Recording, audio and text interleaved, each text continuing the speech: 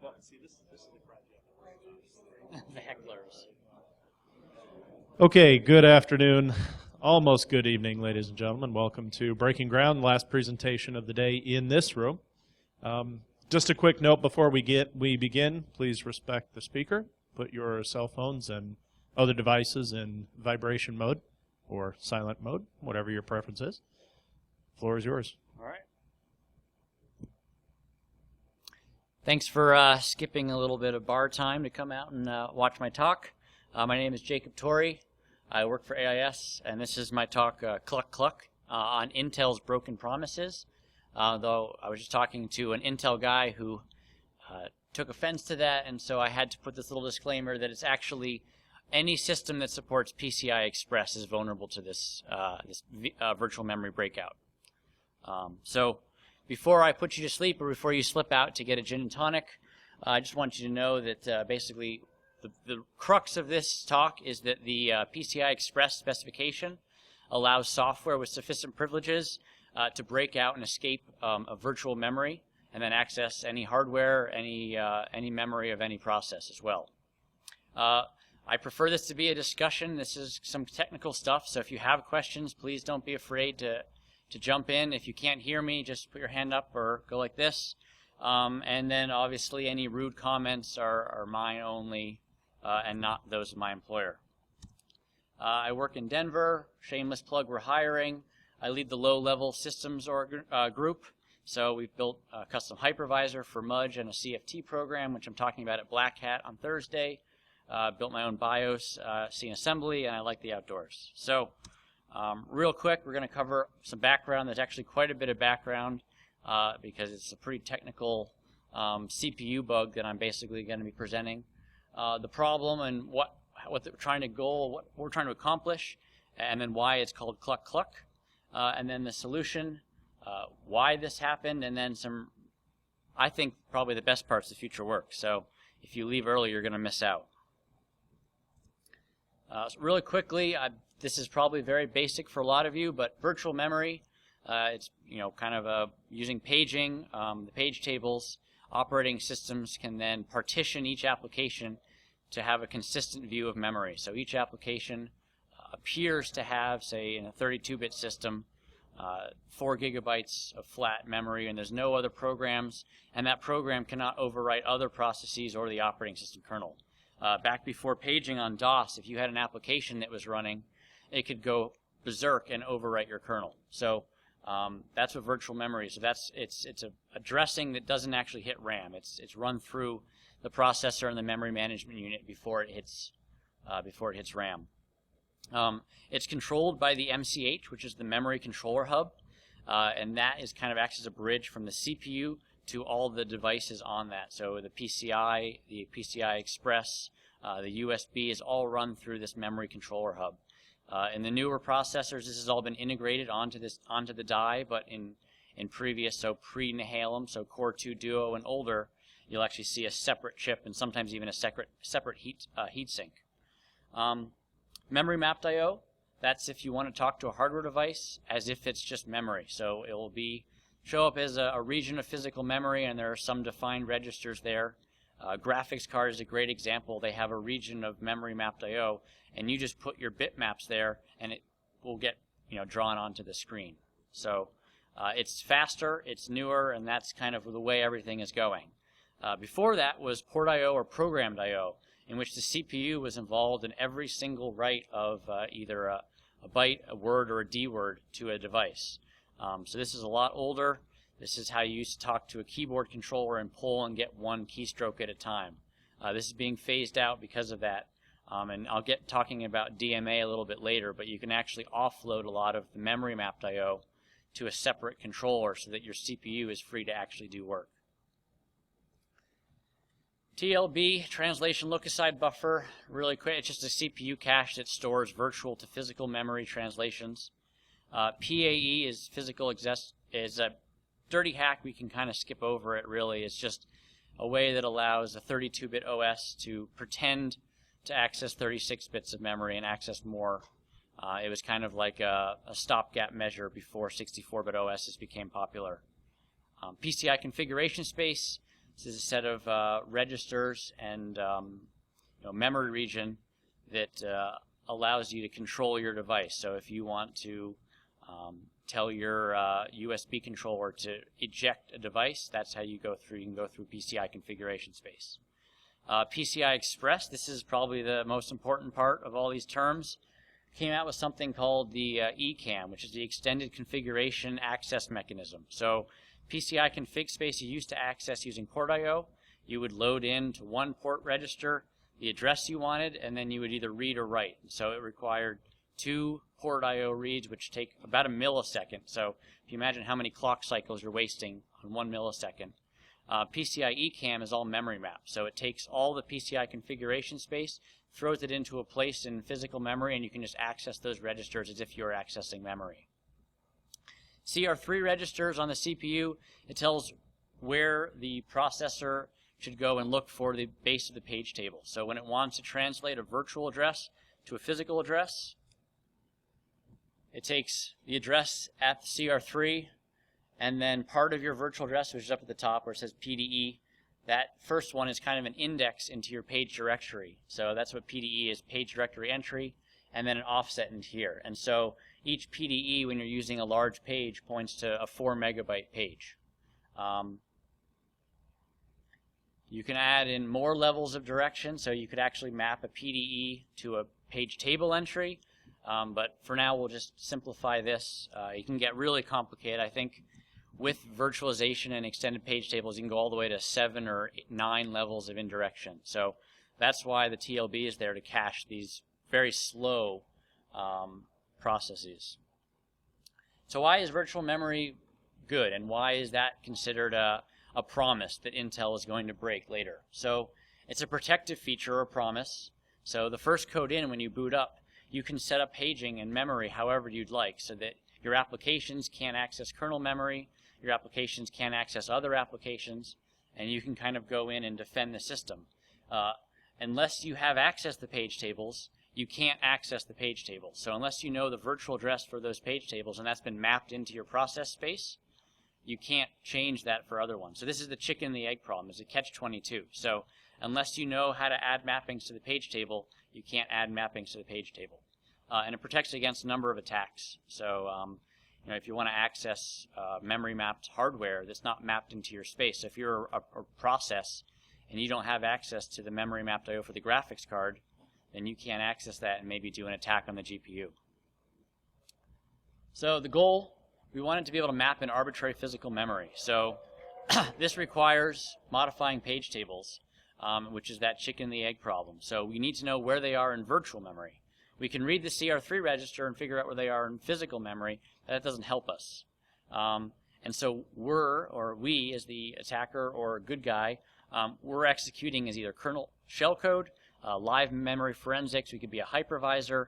We have ring 0 access, so we might have found a bug in, say, the Linux kernel, but we're confined to whatever mappings Linux defines. And so we can't access those memory mapped I/O devices like I mentioned. And most importantly, the coolest part of this is that it's OS independent. So this is just pure x86 assembly. Windows has a mapping to the page table at a known virtual address. So it's C, 0xC, and all zeros. So if you're in this situation on a Windows system, you just go to that address and you don't have to worry about any of this. But this is an architectural flaw, so to speak. I said most of this. Oh, and you don't know where your code is executing since you can't read the page table. So that's another one. So some people have tried switching to real mode and then executing there where there's no protection, setting things up how they want and then switching back. But you don't know where you're executing. And so when you jump back out of real mode or you turn off paging, you're again going to jump to some random instruction and you're going to be in big trouble. So the crux of this problem is you need control over just 32 bits. So once you have that, you can set up a recursive mapping. It has to be at a known physical address so that you can set your CR3 there. Conveniently, PCI Express has more configuration space per device. Port I/O is slow, so they need a way to make it access faster. So this ECAM, it shadows device configuration space into a physical memory location. The base address stored in a register on the MCH.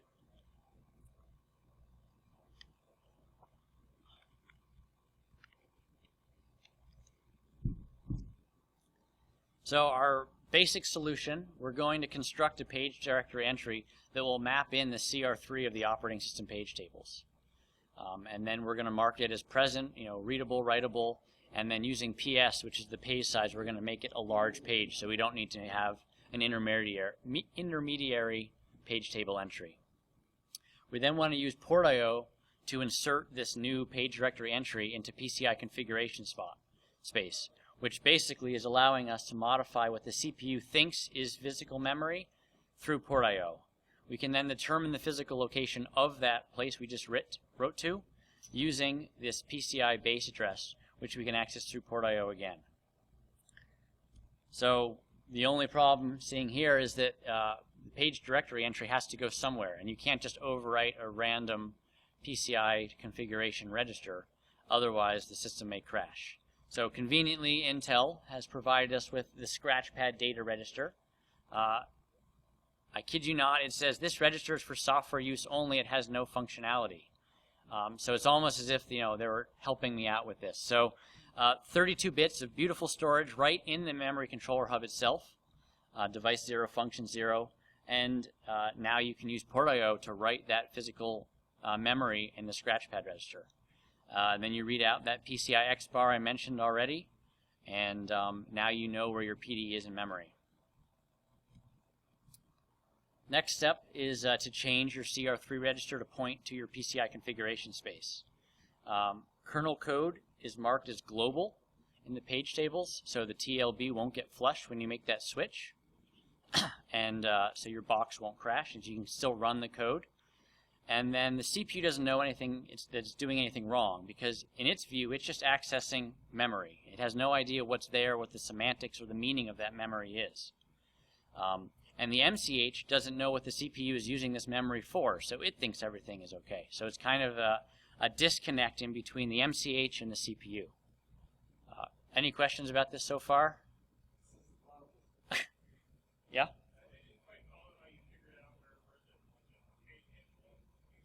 Sure. Okay, so the operating system page table, the base, the physical address, is always stored in the CR3 register.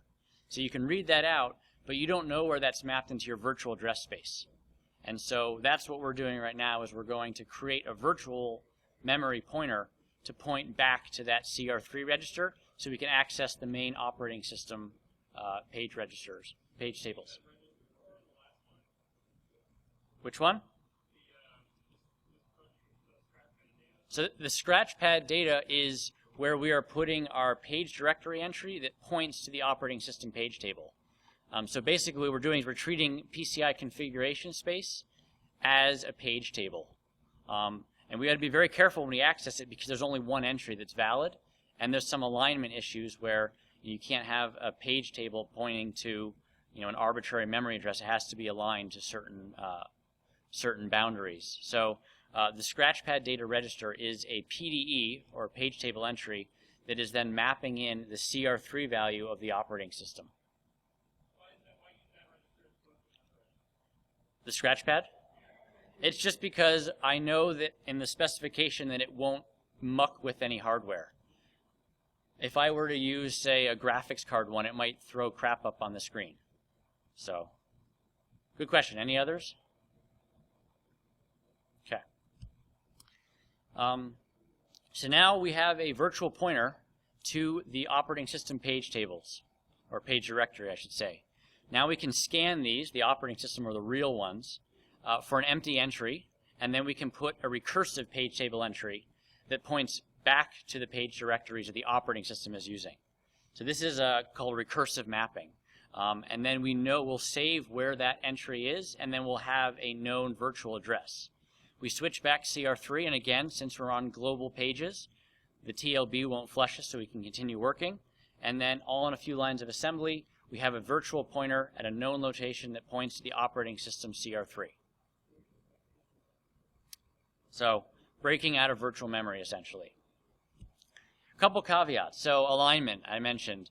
The CR3 register, the bottom couple bits, are more like status and configuration bits, so they get ANDed off. So you need to have some math and bitwise operations, because wherever your register is, you're going to have to figure out how that virtual address works out. You're going to need some PCI configuration registers that are okay to be trashed. There's the MCH scratchpad register. There's a lot of other ones. If you just look through Intel specifications and just do a Control F for scratchpad, there's some on the GPU, there's some on the SATA controller, the LPC. So there's a whole bunch of them. And so I'll talk a little bit later about extending this to say a 64-bit system where you're going to need another level of indirection, and so you're going to need multiple recursive pointers. And then the big one is this requires ring 0 and global pages. So when this talk got put up online, I got a frantic email from Intel saying, what did we do? What's wrong? What's going on? We went back and forth, and basically their argument is once you get ring 0, there's really all bets are off. And so even though there are a lot of cases in which if you find a little exploit, you getting this was a kind of a pivot point to insert yourself. So we're actually going to get rid of that restriction to be in ring 0, and we're going to move on from that. But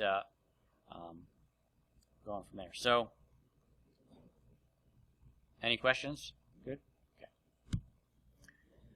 All right, so how did this happen? Kind of a classic feature creep example. So Intel made some kind of assertions back in the day when they brought out their virtual memory and their paging protections. And then down the road, they said, okay, well, now we have these PCI Express buses that are moving data extremely fast and have huge amounts of configuration.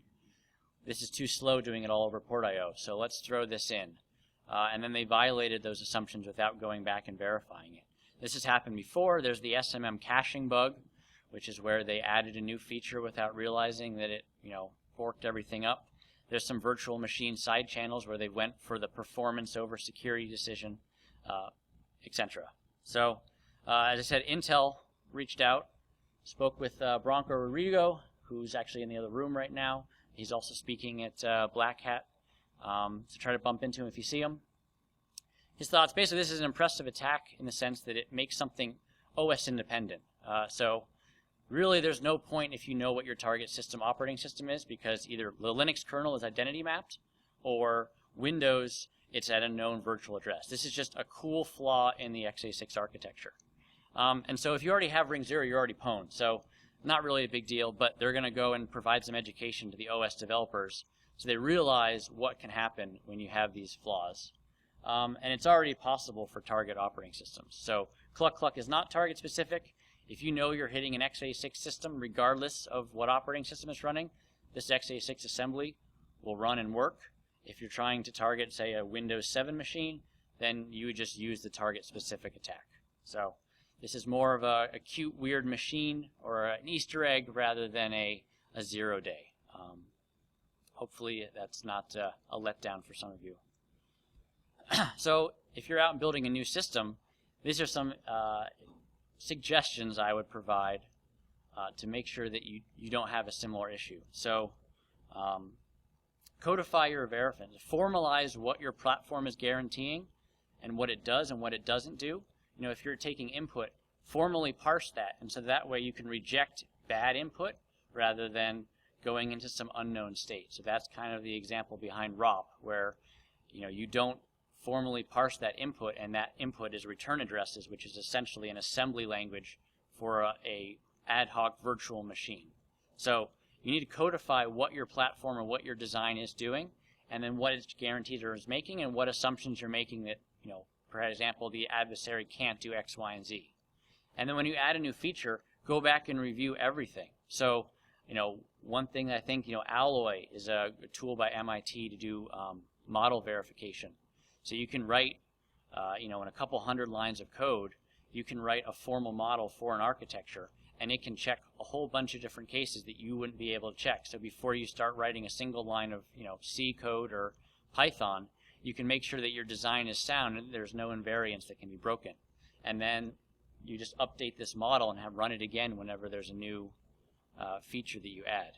And obviously maintain an adversarial mindset. So this is probably the perfect audience. You guys already have an adversarial mindset. But if you're building a system, don't forget that. Don't think, okay, I'm just going to worry about my class diagram. Think about how you would attack the software you're building. And then are those assumptions, a reliable or a safe bet when you're thinking about your adversary.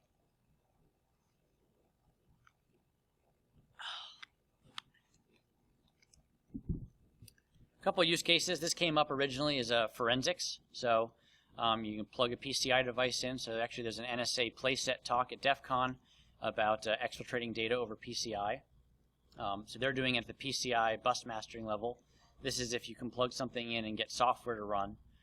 So you don't know or you can't trust the OS API. So you can't just execute code in kernel space and say, okay, Windows, mmap.io space my PCI device, because you're not trusting and you don't want to alert the operating system that you're doing some kind of forensics.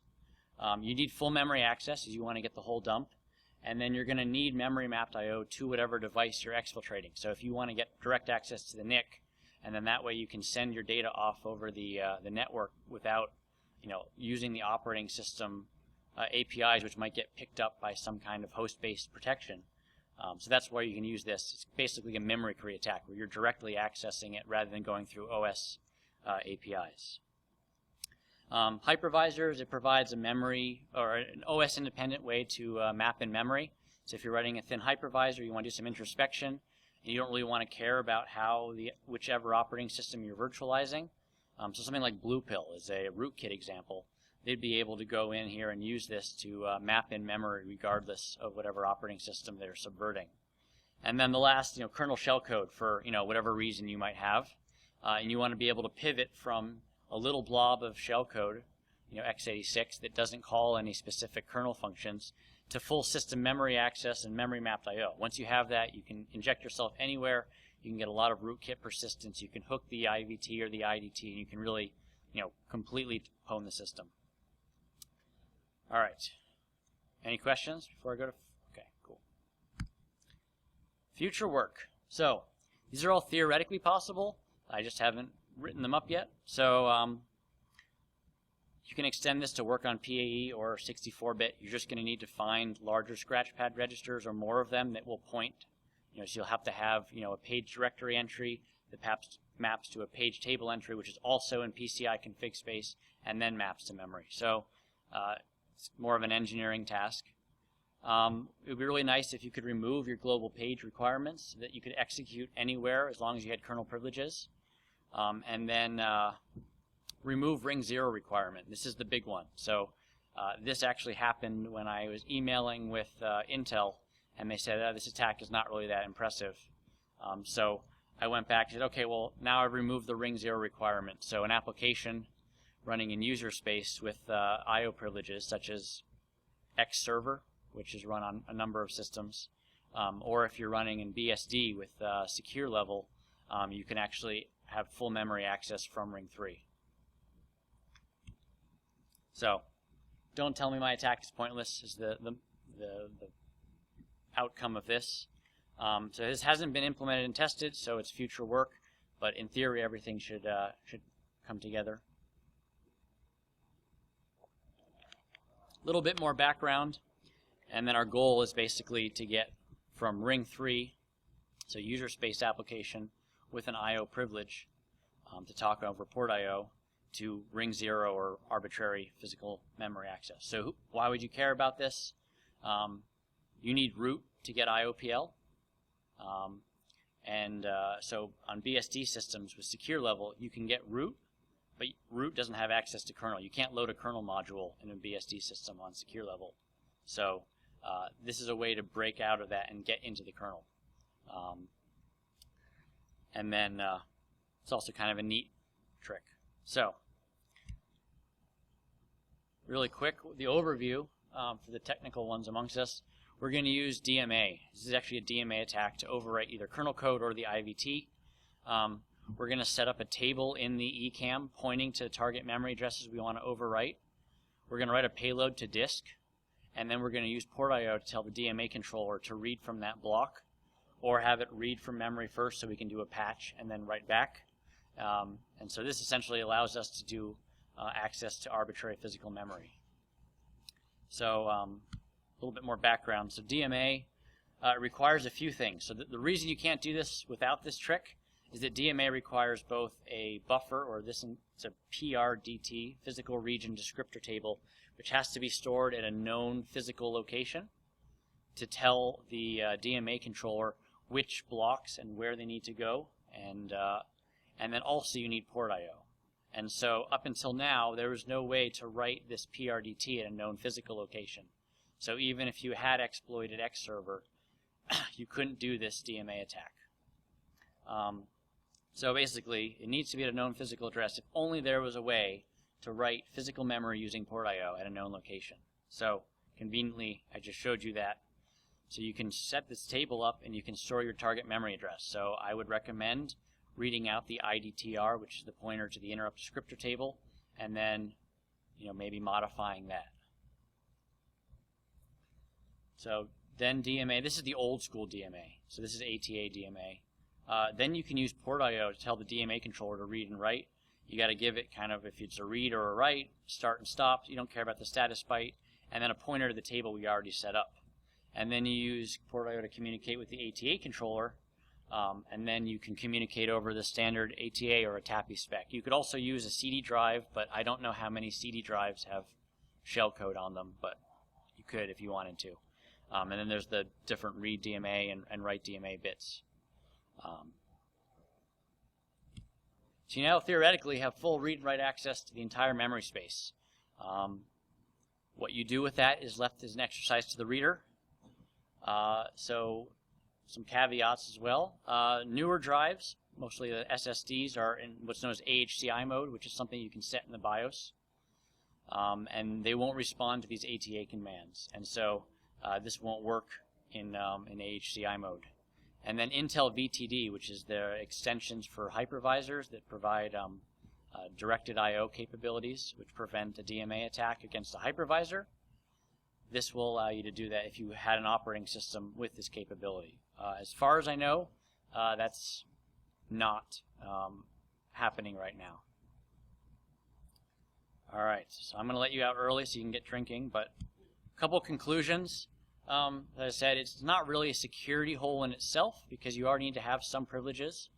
It's a nifty trick for sure, and x86 is full of weirdness. So there was Sergey brought us up front in the audience, and one of his students showed that the memory management unit in an x86 processor by itself is Turing complete. So you can simulate any Turing machine by setting up your page tables and never actually executing an instruction.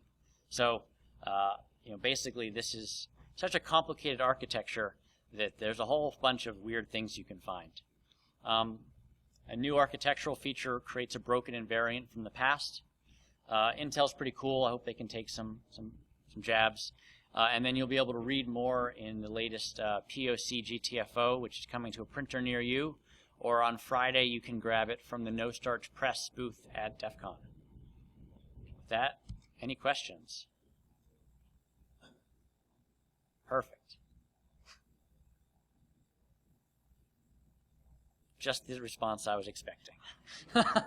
Oh, one question.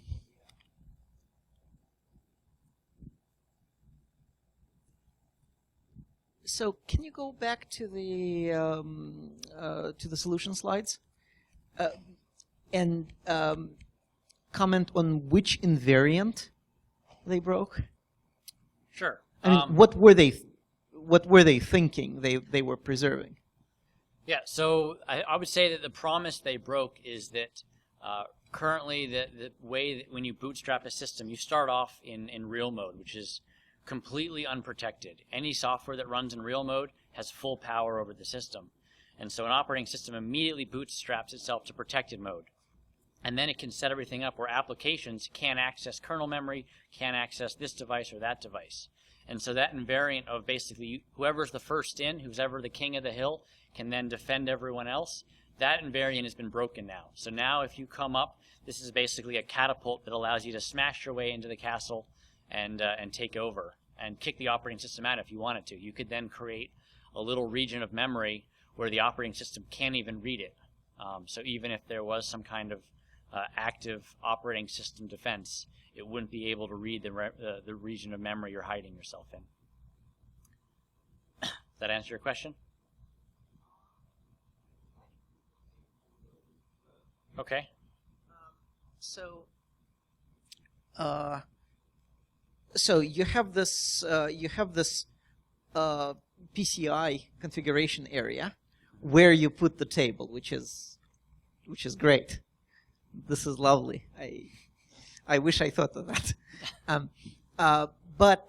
So at what point does that get inserted into the say the boot process? This can happen at any time. I can actually show you. Oops, let's see here. My code is a Windows kernel module that you could load at any time. So this can happen after the operating system has completely set up its defenses, and it is assuming that even if you were to get access to ring 0 from some kind of driver exploit, that you wouldn't be able to kind of pivot from that. And so this brings it back so that your attack can then access anything as if it was in there first. So the invariant seems to be, right, that they took their the knowledge of the location of the page table as a sort of a capability. Exactly. Yep. Right. So as you were, as you mentioned that they said that, well, you already have if you already have ring 0, well, sort of the capability model. Yes. Is based on you need to know this magic number. Exactly. Yep. Even though you can write all over memory, but you need to know this magic number to do so purposefully. Yes, and so I think there's two. There's that, which is probably the crux of it, and then there's the other one is that up until now there's been no way to write to physical memory at a known location, and so virtual memory was this perfect, unescapable jail that you could have 4 gigabytes of memory in your application, but only have 2 gigabytes of memory. You're not sure where that memory is going. It's just it's off and it's managed by the operating system, and so that prevented you from doing a lot of stuff.